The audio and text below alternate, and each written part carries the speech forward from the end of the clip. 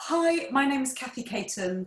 I'm the founder and managing director of Brighton Gin, and today it's my incredible honour to be hosting this panel discussion for the Craft Distilling Expo on how to grow your distillery. My only sadness is that we can't all be together at the Truman Brewery to do this in person and then have a few little nips of something jolly afterwards, but those days will come again and we'll get to be together, I hope, in 2021. But in the meantime, I know that when we have this session usually at the Craft Distilling Expo, it's always packed and standing room only, and I don't think that there'll be any lack of desire for people to hear the insights of my panel, and also with the kind of interesting times, the curse of living in interesting times, which is upon us all at the moment, which might give a bit of a change to some of the things that we talk about.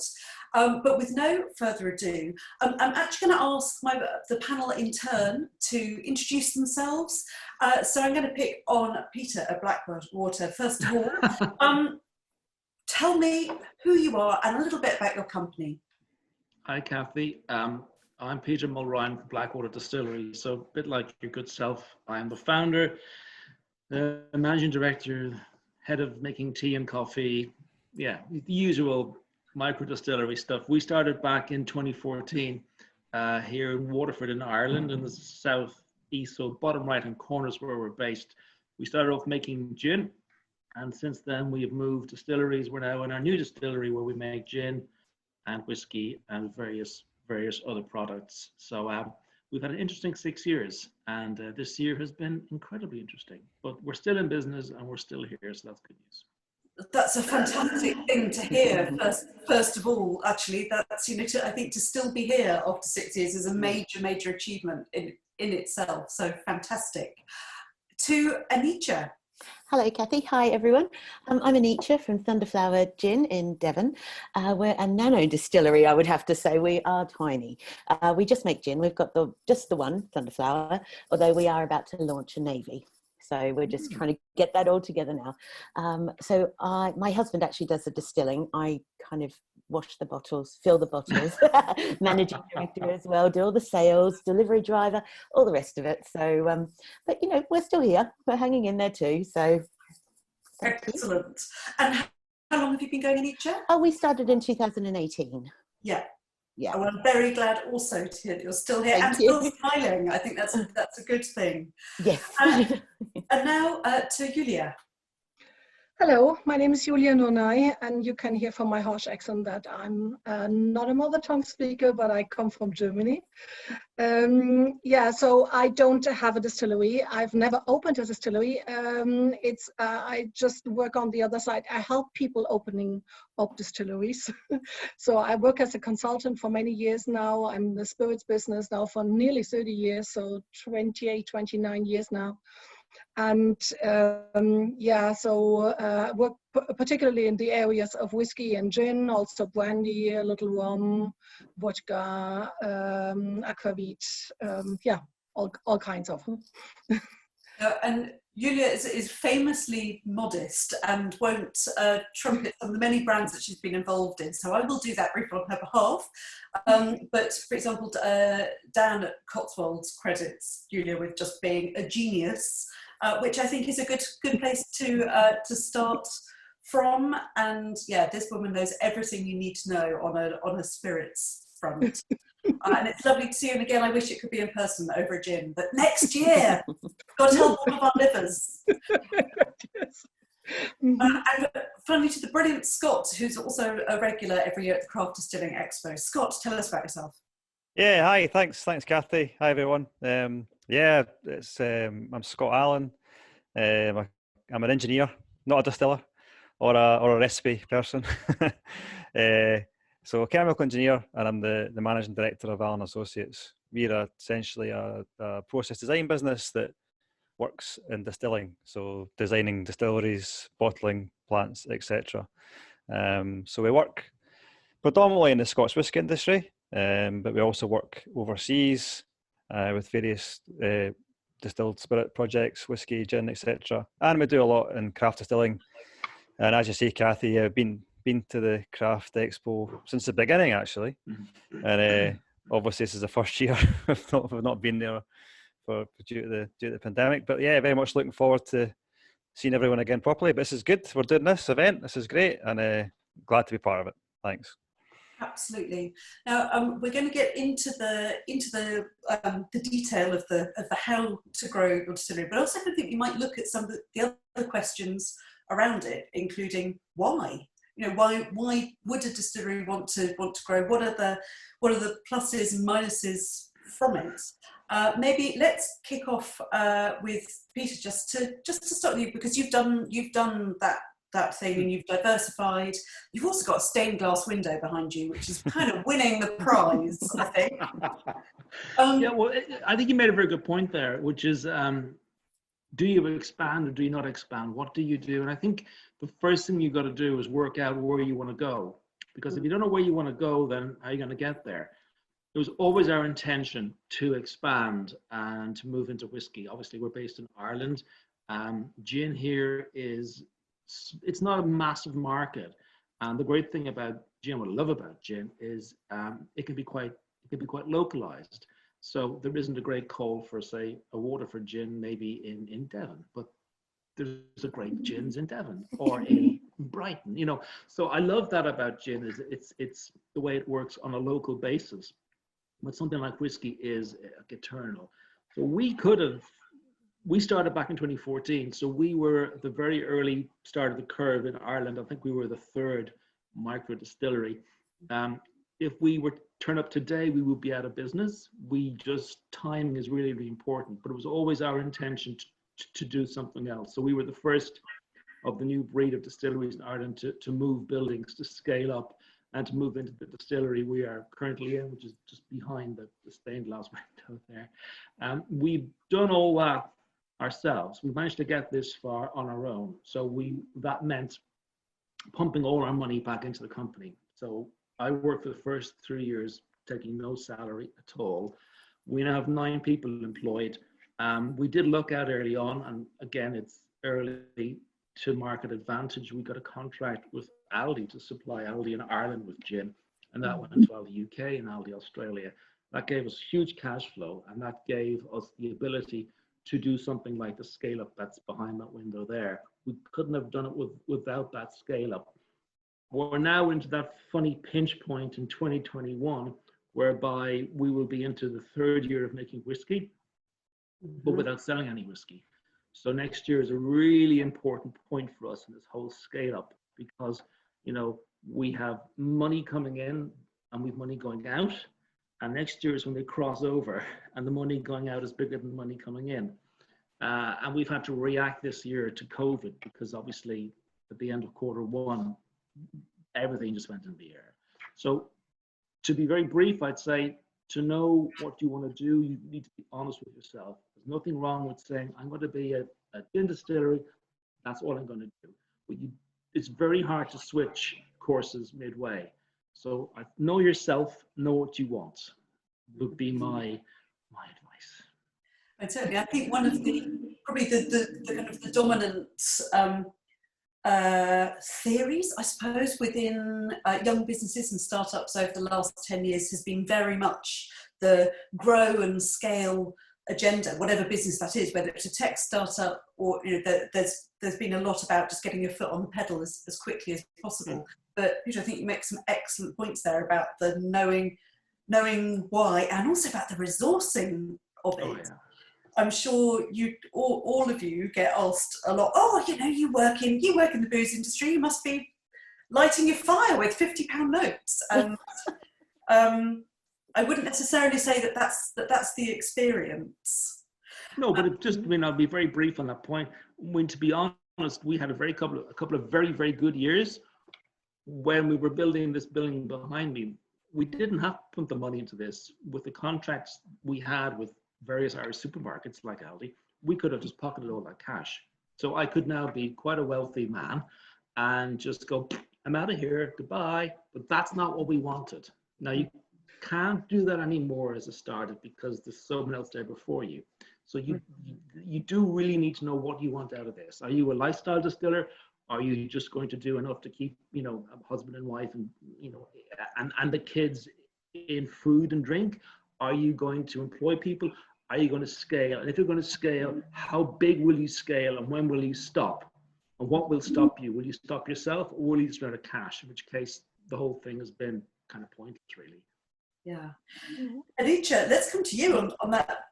So a different scale in terms of time scale, in terms of operation. You said it's you and your husband in action. Kind of reacting to that. How do you feel, and how does those things chime with you? Well, I've got no great desire to rush out and invest loads of money in infrastructure and a brand new shiny big building, because we can operate from here at the level we're at. So we're really interested in just growing organically, growing slowly, and not trying to put all our resources into something that's going to cost us a lot in overheads. So for me, scaling up a distillery, scaling up sales, doing that. And once we can't do it from where we are now, then we'll have to look at the next stage. So yes, for us, we can do a lot in the situation we're in. We can grow a lot still from now, from where we are. Excellent. And kind of to Julia and Scott, because you have both from different angles, kind of, you help and enable people to grow, and on a very kind of practical front. Maybe let's come to Scott. So Scott first on the kind of the whole kit side of things, because you can spend a whole lot of money on a distillery, and you can also not. Give us some views. Yeah, I see it a lot actually, where you go and see distillers who've done obviously very well, they've been very successful with what they've got, but the plant is basically just completely, they've sweated the asset to the point where they can't make any more, and there's no more space to put any more kit in, and everyone's just kind of on top of each other. Yeah, you can see they're in a bit of a dilemma, because they've got their growth being good, they've got good figures, their projections are good, but you can see there's still a bit of doubt there, understandably so, because they know that there's more and more distillers coming online, and they're thinking, are my figures correct? Am I going to continue to get growth? In order to go to the bigger distillery, I'm going to have to spend X, which is a lot more than I spent to begin with. So it's a really difficult decision. And what we've noticed, probably, we've had plans for people to expand. We've done work with them, and have actually not done it. They've decided that let's wait and see what happens, or they've done something a bit smaller, or they've just tried to sweat the asset even more by like maybe looking at pre-heating things, doing things a little bit differently to try and get more production out of what they've got. So yes, it's a real dilemma for craft distillers. I can see it, because it does, when you want to grow, go to that bigger, it is a lot of money, and you really should be, I don't know, for us it's easy to say this, but you should really do it properly when you go bigger, because the risks are so much higher if things go wrong. Absolutely. So, yeah. I think, and if we look actually over, there's just been an example in the last month or two, hasn't there, of a terrible accident with a craft distiller being horribly injured, and last year there was a pretty blooming massive explosion. And these things are actually fun and brilliant as these substances are to work with. Actually, they can be incredibly dangerous, and we forget that at our peril. And when things are 100 times bigger, presumably the risk is 100 times or more than 100 times riskier. Yeah, there's a lot. Yeah, exactly it. As you get bigger, you can get away with it a little bit smaller, hoses, etc. But as you grow and the plant becomes bigger, you get bigger volumes. You really have got to do things properly. You really, it's the risks go up. You're relying on other people as well. It may not just be you that's running the plant. You're relying on other people to run the plant. So yep. So and that all means obviously investment and thinking it through, stages, design stages, accepting it's not going to happen next week. It's going to be a bit of time to do it properly. So yeah, that's our experience. Yeah. And Julia, coming to you, because you've consulted on and worked with distilleries and producers around the world. You've got a global perspective on things. I was wondering if you could, kind of give me a bit of an insight actually into that global view on things and different things that you might have observed in different places when people are trying to grow their distilleries. Yeah, so when it comes to growth, that's usually the moment when I'm already gone. So as a consultant, I help people to set up their distillery. And but when they are already working for a while, they usually, well, they might still work with me in terms of whiskey, that I do a kind of barrel management for them, but mostly it is that then the distiller is so experienced on their own that they can do this day-to-day work on their own. They don't need anyone anymore. But I think that it's part of my job to help them to imagine their sales numbers in the future. And some of them are super humble, and you need to tell them, okay, I'm quite sure you will be able to sell more than 50 bottles a month. And others have hopes like this, and they said, well, I'm gonna sell 50,000 bottles a month. And you said, wait, you need to produce them first, and you need to have some sales, and particularly the sales channels are mostly the bottleneck, I must say. And I think it's or I have made the experience that it's sometimes super difficult for people not yet working in a distillery and not yet having their foot in the door and having made some experience to imagine how hard sales is. And therefore I try to help them to have moderate ideas in the beginning, but also try to help them to get the possibility to expand, not only in terms of area or space in their distillery, but also in terms of their equipment. So when we talk about whiskey, I think still cannot be big enough.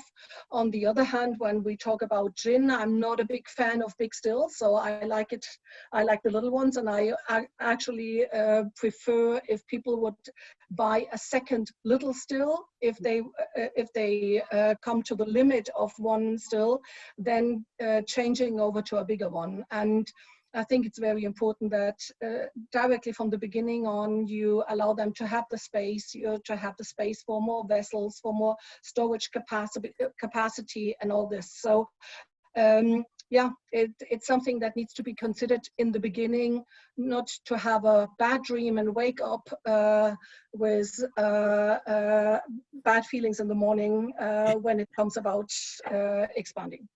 Absolutely, there's so many key points in there, and I'd say from my own experience with Brighton Gin, so even though we still only use tiny stills, we kind of run them in parallel, even moving on to our slightly larger tiny still actually took many months in terms of being able to get the recipe profile and the process right, because we've always wanted Brighton Gin to taste of Brighton Gin when you drink Brighton Gin, and it's really difficult. And I think that's you know, and I think that's a thing that's really worth factoring into. I also think you are bang on about sales as well. Yeah, no, just let me come back to this changing from a smaller still to a bigger still, because I think what most people did not understand yet is that if you have 100-liter still and you buy a 1,000-liter still, then that you just not can multiply your botanicals. And many people think that, but unfortunately that's totally wrong. Actually, to change a recipe from a smaller still to a bigger still, that means it is now a new development of a gin, but more difficult because you need to come to exactly the same point, back to that point. And therefore, yeah, I actually prefer to have a middle-sized still, maybe 250 to 500 liters, that's it. And then actually better have a second still next to your ones and run them parallel than changing from a smaller to a bigger still. It's so more complicated. Yes, sorry for that. I can see a lot of nodding there from Peter and from Anisha as well. Do you want to come in? Well, I was just going to say yes. I mean, and I was going to ask what you called a small still, because that you clarified with the 250 litres. So, I mean, we started on a 25 litre, moved up to a 200. So yeah, actually, I think such a small still, 25 liters, some start with 5 liters or 10 liters. So I think you cannot commercially run them on a very long term. And therefore, if you really would like to open up a distillery and make some traffic in one way, that you need to have proper equipment that helps you at least to come over the first 2 or maybe even 3 years in terms of sizes. Mm. And that scaling up as well, Kathy, as you were saying with the recipes, that is the hardest part. Yeah. You know, because it is not just a multiplication of, you know, it's not like doubling a cake recipe, is it? It's different. It takes a long Absolutely, absolutely. And I think one of the things we've discovered is that, you know, you still get a fantastically delicious gin, but it's not the gin not the same. that hasn't fit the profile. Peter, you've been through all of this. What would you say? Just to everything everyone said makes total sense. I'm going to show you something now, because I think the point is when you're planning an expansion of a distillery, you're kind of 2.5 years behind the curve. So you need to be planning for where you're going to be in 2 or 3 years, which is a painful lesson because I didn't do that, did I? So this is the new distillery behind you here. And there's wow. Tiny. Look at that. Fab. So that's it. That's in the corner is a gin still there, just 500, and then you got your 2 whiskey stills. Well, back to Scott's point, see all those pipes? You know, people just look and say, "Oh, I'll buy a still," but they forget there's fucking pipe work everywhere, and there's levers and nozzles, and there's all kinds of switches, and they all need to be put in by someone who sign off on them. They all need to be ATEXed. They all need to be serviced every year. You know, when you're making gin, when we started off, we had a 300. We still have a small 300 liter still in the corner, which you just plug into the wall. It's a joy. It's really, really simple. But if you are going to scale, you have to scale everything, including your own brain, because you're also then bringing in everyone from electricians to technicians. And then back to Julia's point, you need someone to sell the stuff you're making. So who's going to sell it? Where are they? What phones are they using? So everything scales exponentially. And that, I cannot emphasize enough, is a shocker when you aren't expecting that. The big question as well, there are a gazillion big questions, and I think we should definitely come back to the sales thing, because it's such a key bit that I think a lot of people suddenly go, "Oh God, that bit, oh no, we've made this amazing thing, but now we need to be able to sell it." So there's one thing about the, you know, sales, but there's also about how to pay for all of this. So if you're looking for that kind of, actually, it's, you know, I suppose do you take the organic growth route and try and build it through sales? But, you know, all of that lovely pipe work and good ceiling height and access ramps and all that stuff, all the stuff that Scott's going to come and put in to keep us, you know, safe and legal and yeah, all of those things costs quids. So, I mean, that just seems like a massive head challenge to, you know, how do you go about dealing with that? That's for anyone who feels brave enough to put their head above the parapet. Well, I particularly like that very steady grow, I must say. I liked it very much when Peter said that he didn't take out any money for the first few years. And that's actually, this is how it should be, I think, just to allow some growth. And I realized that most people underestimate the real costs of such a distillery, particularly if it's built newly. And I think the financial things should be big enough to be bigger than you imagine from the beginning, and that you maybe have a possibility to take out a little bit if you need something to eat. Apart from that, I must say, I think this a slow growth, in my opinion, is the best, not in steps. I think we'd talked about that as well, if they're big steps, if this really makes sense. So I don't think so. Actually, if you are able to make enough money within the first 2 or 3 years with the equipment you have ordered from the beginning. And I'm a big fan, for example, to start a new distillery, why not maybe with already a second-hand bottling line or so? Why not? You know, and you need to learn to work with it. And then after a few years, when you realize, so it's not big enough, then you can buy something you really need. And then you can buy something, but by then you have the experience and you know what you want.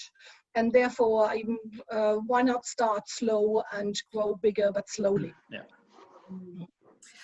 I think as well we're in this situation where, and I'd love to get everybody's views on this, where we've had the explosive growth. We've genuinely been in a booming marketplace in terms of number of distilleries, products, this huge growth mushrooming out.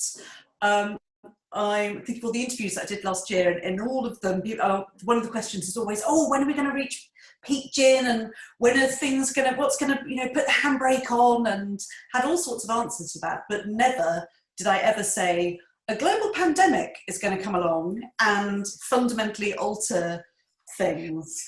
I failed to mention that in any interview, and I want to ask you all from your different perspectives how you view kind of the growth that we've had, whether it's in terms of the number of distilleries, huge number of products, where you think it's going, and probably now's also a good time to just find out, again, from your perspectives, how have the last few months been, and what have you observed from that? Because I'm aware that if we were having this panel 6 months ago, our conversations would be really different. Who wants to put their head above the parapet first before I pick on anyone? I'll go. Okay. Right. Okay. So first of all, the last few months, or this whole lockdown thing, our sales have grown. I've had more time because I have another job as well, part-time, because the mortgage has to be paid. So, but I found that I had more time to spend on sales and marketing and social media. I do all of that. I don't pay anyone to do it. We don't even, as you were saying before, someone was saying before about not paying yourself for the first few years. That's where we're at. We're putting it all back into the business and spending the time doing it ourselves. And lucky my husband's also a designer. So he's done the labels, the art, any artwork that needs doing, the website, all of that kind of stuff. We haven't actually had to outsource any of that. We've managed to do it all ourselves. Where it's going, who knows? I mean, we're trying to just, when I think about upscaling, I'm thinking more about making sure I've got more stock on the shelves. Do you know what I mean? Rather than opening a new distillery and getting a ginormous stills and things like that. So at the moment, we're just working towards, hopefully having a great Christmas and getting all that ready. I mean, I bottle by hand. So, we've got a very small bottling machine. I probably could use some advice on that, but that will be one thing that we'll be looking at getting a decent thing of soon, when Christmas money starts coming in. But that's me. Sorry, I've lost my train of thought now. No, you're all good. Scott, maybe let's bring you in. Yeah, it's obviously different for us. We're selling services. So in terms of what I've seen, it's definitely been a lot quieter for startups over the last 6 months. We've still had business in craft distilling, particularly looking at probably more like process safety, and also there's been a push now to look at zero carbon distilling, because that's been a thing we've been working on for a long time with other distillers, because that's going to be a big push with obviously climate change legislation, etc. But I know from speaking in terms of on the distilling side, I know from speaking to some clients, etc., that it's been really tough. Obviously, you guys all know it's been horrendous for some people. Like the on-trade, off-trade thing, where if you're in off-trade, I think you've been generally okay, but if you're on-trade, it's been really, really difficult.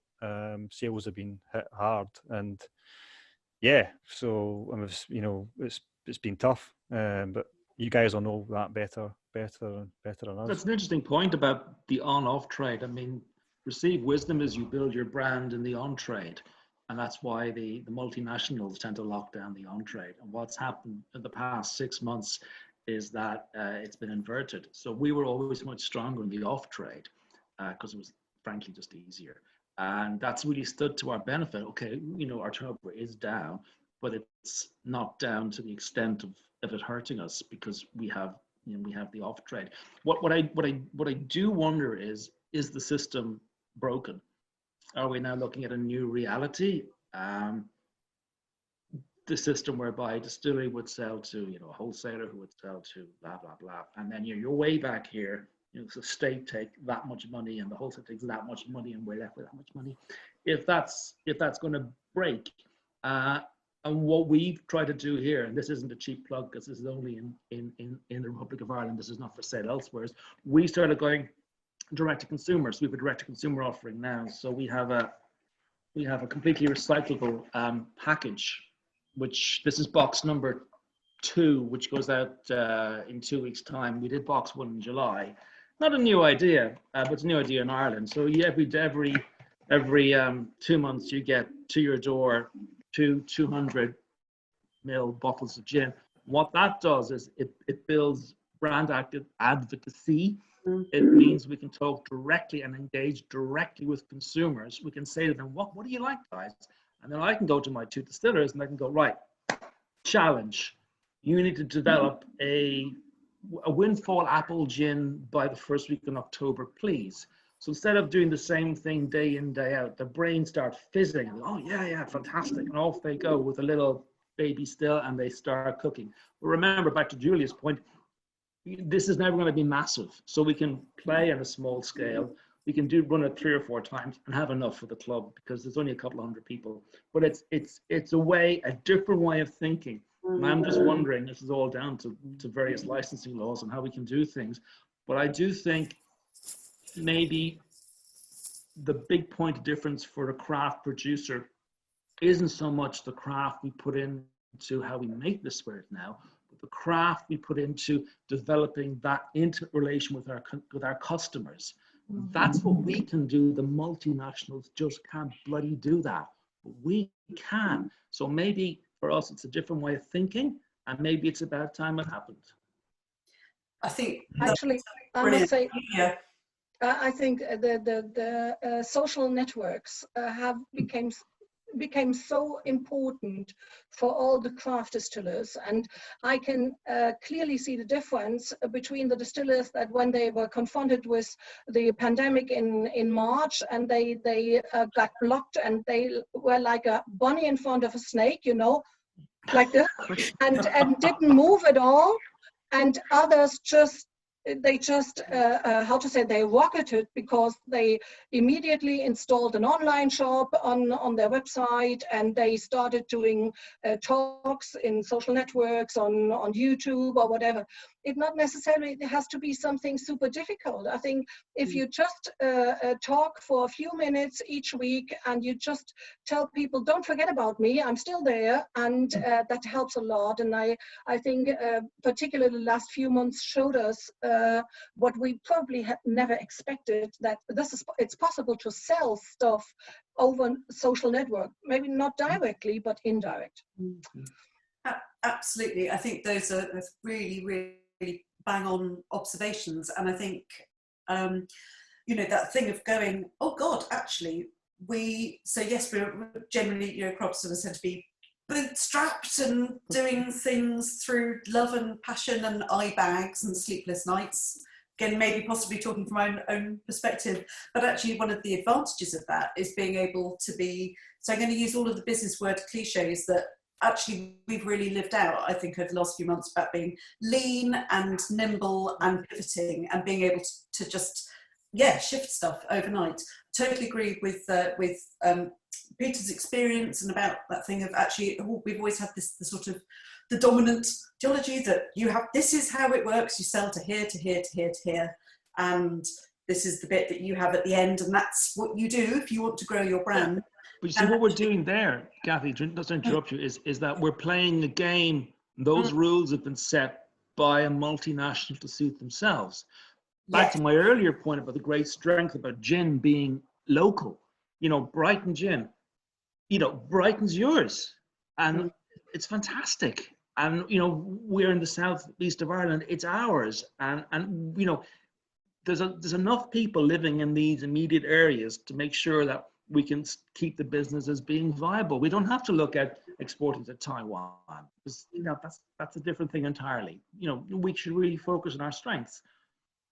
Absolutely. And I think also that kind of the realization of the strength of the relationship that it's possible to have with your customer and with your consumer. And I think, you know, for us, I can get quite emotional talking about it, and I can think about some of we've been sending gin and hand sanitizer and stuff all around the country with various notes from people going, I'm really sorry to be missing your 50th, 60th, 80th. Congratulations on your ordination, all of this kind of stuff. But actually, that's the joy. That is completely. the And joy. it's been really amazing to reconnect with that actually and go, oh, hang on a second, just because we're told this is how it works doesn't mean we have to. It's also that supporting locals, and I think if you can strengthen that feeling in the moment, that's the best thing you can do. Yeah, because we're not so distant. You know, like you mentioned, signing notes. I mean, we sign notes too, and then you realize how much a part of someone's life, you know, your product is about to become. They're having a child, they're having a celebration, and your product is there, and they've chosen you, and it's really quite touching. It really is. And that's the kind of intimacy which, you know, again, the big guys just can't have that. No. Absolutely. And I think that might help kind of answer this wrangling, looming question we've had for such a long time about how much space is there for just how many more distilleries coming out, how can it all work? And actually it's about having those different relationships with different sections of people. And you know, and we're not a massive volume player, and we're not going to be for the foreseeable. We tend to forget, though, that the vast majority of American craft distillers survive in what they set out their front door. You know, I mean, when as long as they are allowed. Yeah, they're allowed. Yeah, we've had a change of law in Ireland very recently that now allows us to do that, but that's literally only came in at the very end of last year. So we got one of those licenses to open for tourism, in April, which never happened. We had the license then, which will allow us to sell directly. So you know, we kind of turned something around that we never planned. So you know, this box is a direct response to COVID. Absolutely. And again, I'd like to kind of ask you all, on the back of that, this thing about, you know, how to grow through sales, because without people buying our products, there's no point in being on a shelf gathering dust and surrounded by dusty gins at this very moment. But, you know, are there different ways of driving those sales channels? And maybe we should talk about kind of the distillery tour, the experience side of things. Well, I know from a few clients, they started establishing kind of ambassadors.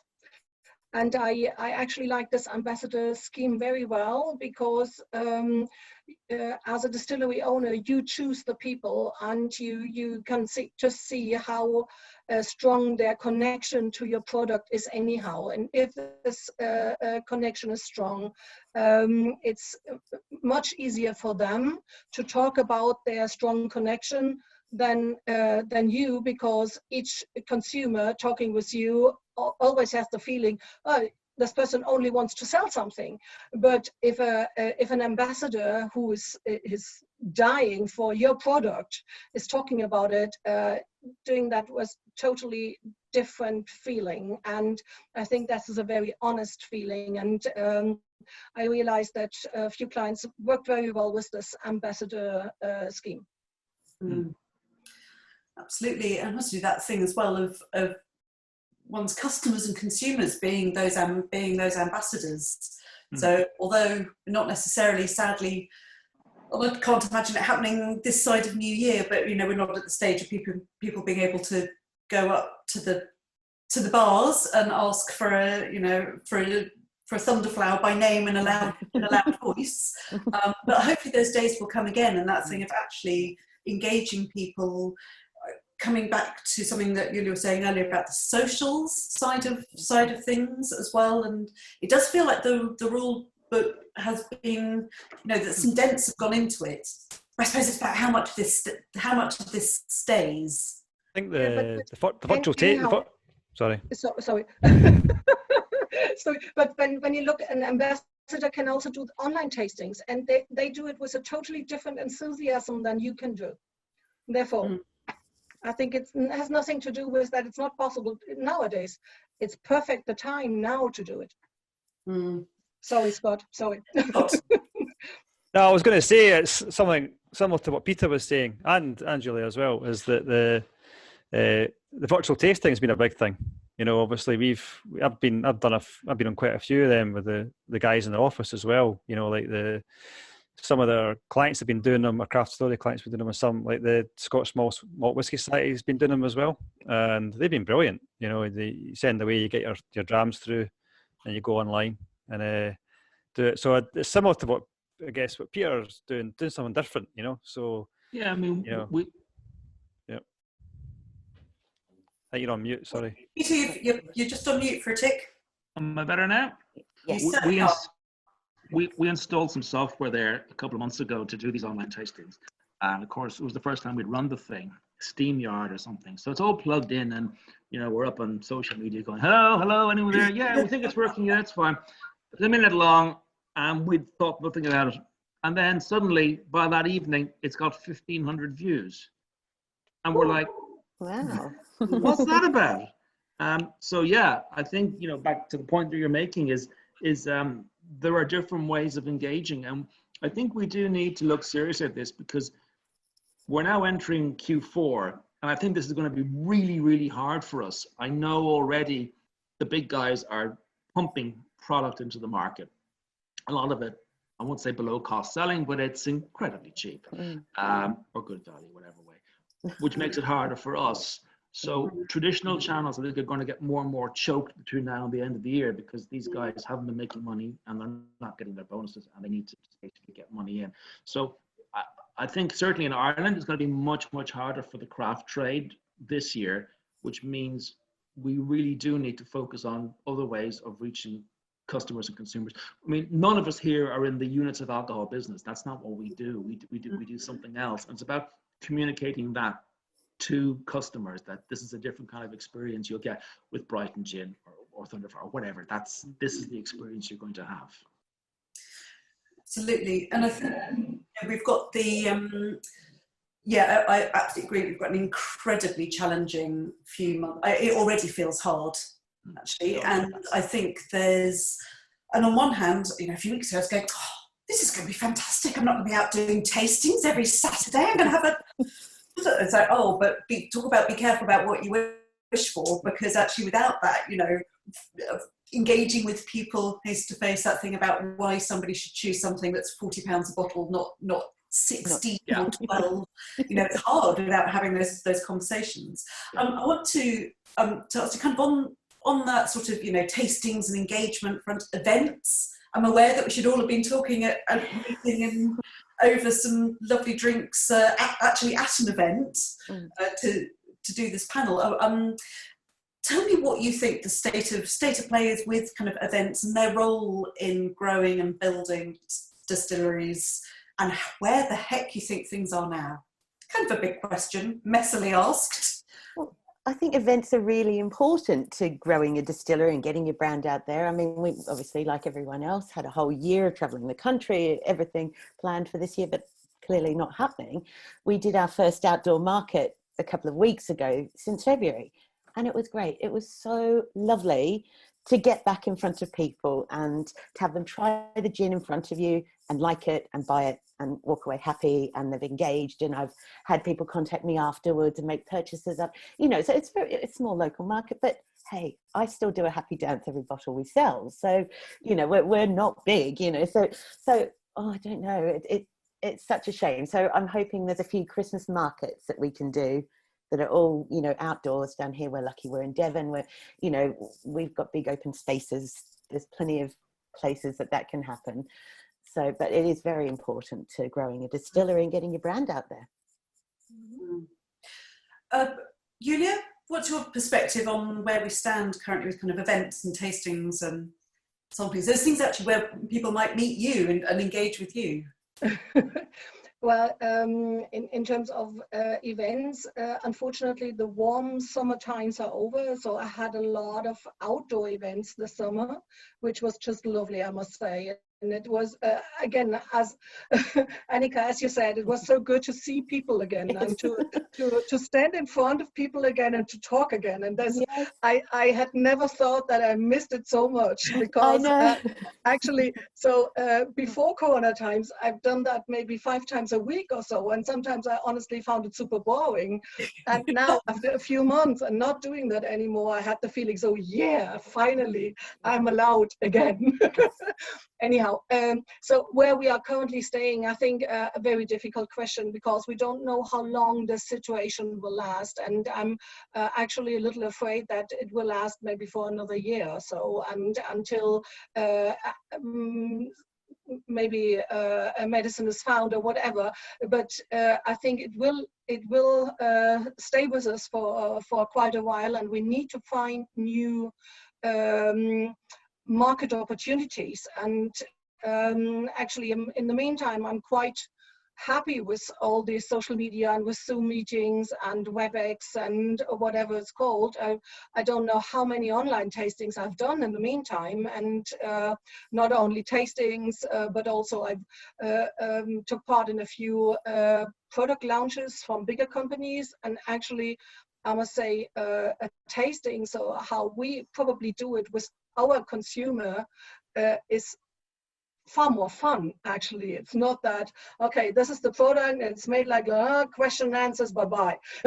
No, so I think such a tasting is much better, and it's more lively and fun, and people can interact a lot more. And I think this is something we should try to grow on, otherwise we don't have a possibility to place a product in the market and actually get it known to many people. I think this is the main problem we currently have. And I think what most distillers have to learn is that social media is not only a good point to distribute an interesting message, like we have won medal XYZ or something, but it's something you have to be there every day. And it's just if you post a picture from your mesh tun, or you post a picture from any work like peeling cysts or whatever, I think if you do that each day, you just show your client or consumer that you are still there. And I also made the experience, the more you show that you are there, the more they have the feeling, oh, I need to have that product. There seems to be a big distillery, no matter how small it is. And it's just that, yes, but it's something like the consumer, no, it goes into his head. And therefore, I think this constant feeding of social media is currently the most important thing. And since I cannot answer the question exactly where we are currently now, I think what we will be in the same place probably next year in spring as well, and or still in the same place. And therefore, I think this is the only possibility we have. I mean, there's all kinds of relationships. And I think the way we are handling the consumer relationship is the best we can possibly get by doing, as Julia said, doing online stuff. The relationships I actually miss is with you guys. I mean, I've been to every Junipalooza, either as a punter or as a brand. I've been to every craft distilling expo bar last year. And there's various other touch points throughout the year, which I just love, because I love meeting people and customers. Also, I love meeting, other people in the trade, because what I like is that while we are kind of competitors, we're also kind of a family, and that really I am no competition to Kathy. It's not going to happen. So there's an openness when you meet other distillers and other small companies, and you just share stuff and knowledge, and it's kind of like therapy. Because a lot of this is on our own. We're out there and we're locked in a room or whatever.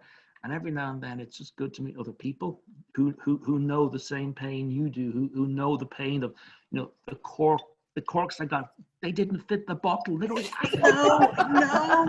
Everybody has that. Yes. Or they've more than wrong once. bottles. Yeah.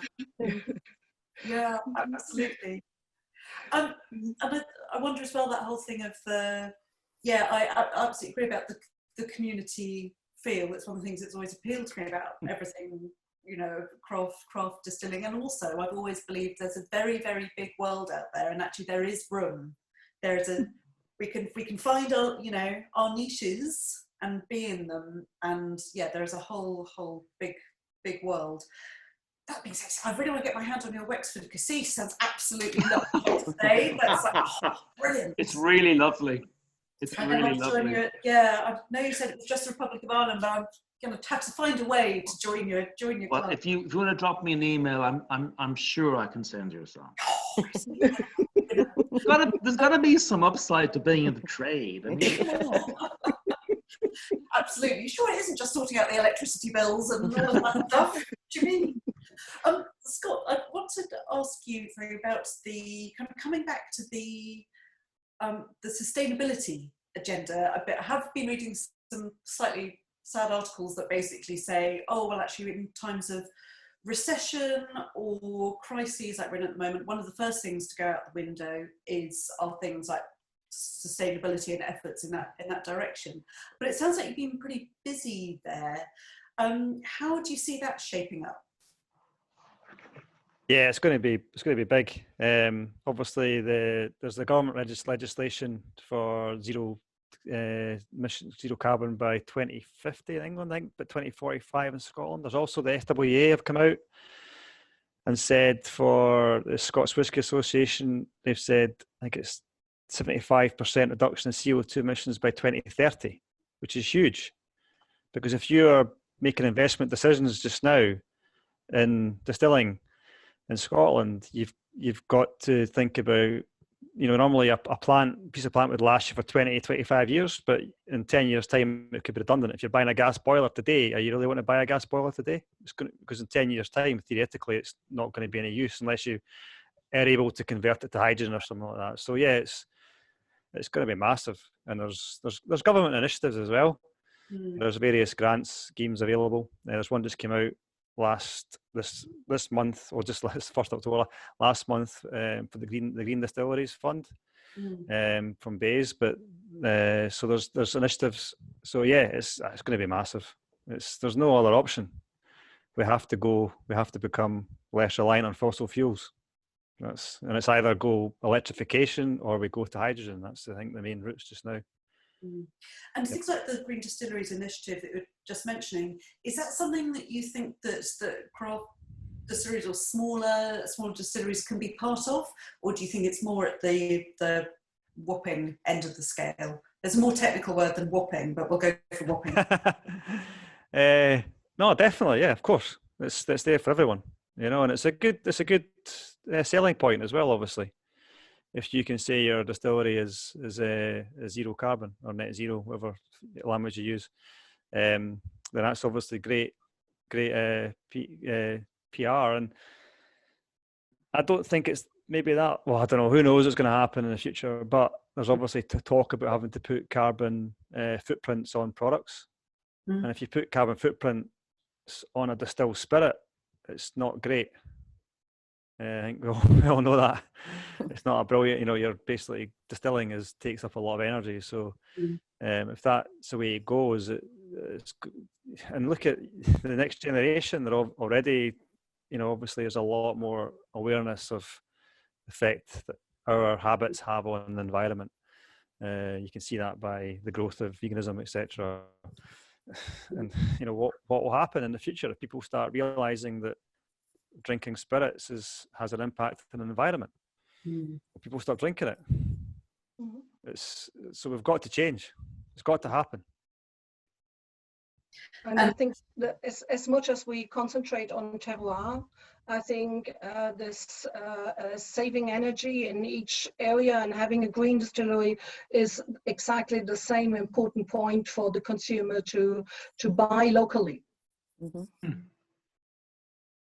Yeah.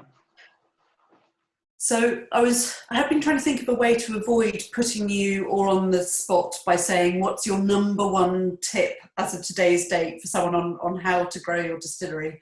But I've decided that I'm going to put you all on the spot and ask, what's your number one tip as at today's date on how to grow your distillery?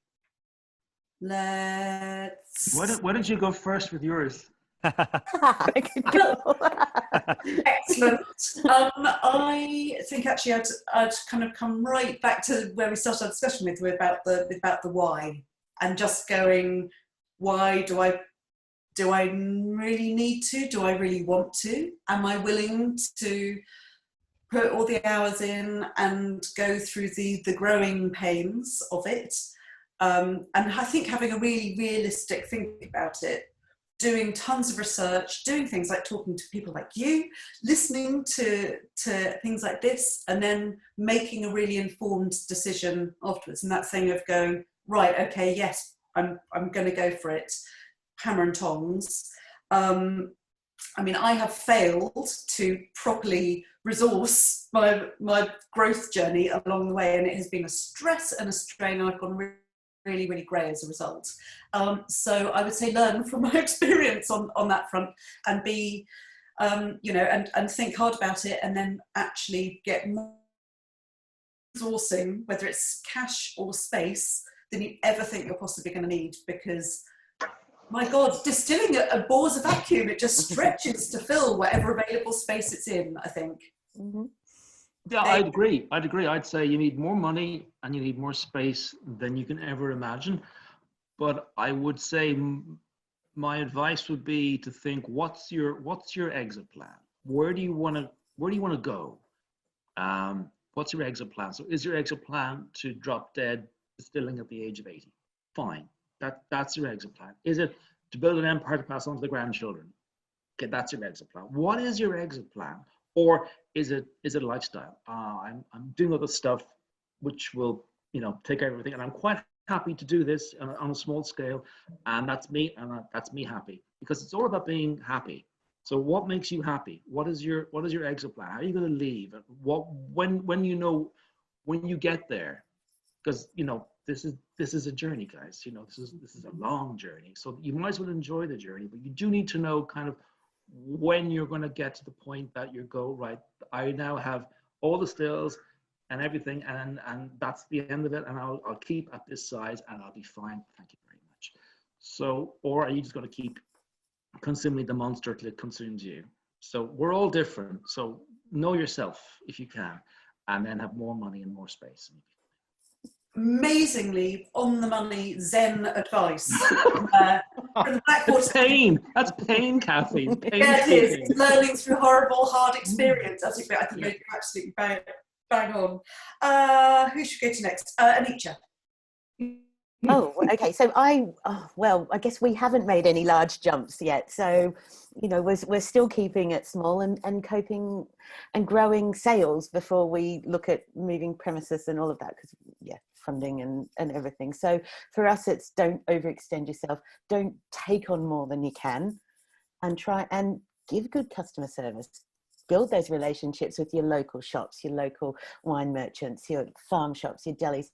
You know, in this environment that we're in now, that's all we can do, isn't it? Really, we never took the route to market of the trade. You know, the wholesalers, because they weren't interested in new gins. You know, by the time we started, so we had to go to shops locally and further afield and try and get in that way, and that's worked for us. Julia. Yeah, so I think if you have made the decision to grow, and therefore I'm absolutely with you that particularly Peter, what you just said, that you need to make the decision first, and if it's really makes sense. But if you have made this decision to grow, I think the most important recommendation I can give is secure your sales channels, and as much as you have made your decision of growing or not, you need to make your decision what kind of sales channels you're going to go for, because there are various ones. But again and again, I think sales is a door opener. So if you can produce and you can grow as much as you like, but if you cannot sell it, why? Yeah, absolutely. Mm-hmm. Scott. Yeah, just the same as what Peter was basically you were saying, Kathy. It's, you know, projects are really tough. You know, it's especially when you go bigger, and it's a different ball game to what it was when you just bought a small still and some hoses and some IBCs. It's, you know, and you end up maybe extra. You can get scope creep. You get project gets bigger. The costs get a wee bit out of control. It takes longer than you thought, and it can be just really, really tough. So just go in with your eyes wide open when you get bigger. Yep. I can see a lot of smiles and nods of recognition from everybody on the panel to that. I just want to say a massive, massive thank you to you all. It's been, the hour has whizzed by. It's a joy to see you all. I'm so sad it can't be in the flesh, but bloody hell, next year's going to be a biggie. I feel there needs to be a cross. We're all gonna hop then. And thank you for watching the panel. Please do go and follow and connect with all of the panelists across social media. Check out their products, what they do, what they get up to. There's amazing stuff out there, incredible. I'm going to let Wexford Cassis, my top tip. I should be laying my hands on some Thunderflower gin. Definitely go and follow Julia across the socials, because just by watching and reading her output, you will learn so much. And the same goes for everybody else as well. And Scott, I think I owe you an email about something. Thank you. No problem. Thank you. It's really lovely to see you all. Thank Yeah. you. Thank you. Thank That was you. very good. Thank you. Yes, thank you very much. Bye-bye.